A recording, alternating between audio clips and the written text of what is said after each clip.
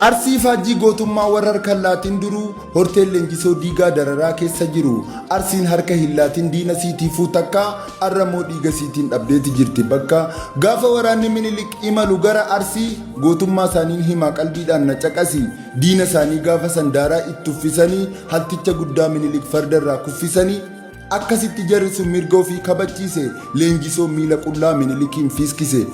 Seenaan isaanii hedduu xiqqoodhuman dubbadhe haala amma deemaa jiru ilaalee tan gubadhe.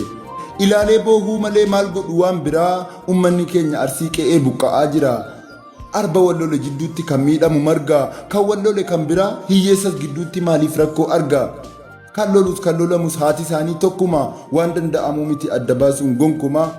Eega akkana ta'ee nuti ilmaan abbaa tokko maaf jibba waliif laanna maaf wal baachiifna rakkoo osoo mari'achuun jiruu maaliif nu cita mormi kan nuti akkas wal goonu maal nuun haa jedhu ormi maaloo furmaata laadhaa ofirkaa qabdu heeruu gara wallaalee jira hawaasni aanaa seeruu gaafa ilmaan abbaa tokko akkanatti wal lolu dhugaa qaanfii guddaadha dhageettiifuu hin tolu maaloo tokko ta'aatii maaddii tokkorraa nyaadhaa saba keenya Arsiitiif nagaa isaanii laadhaaf.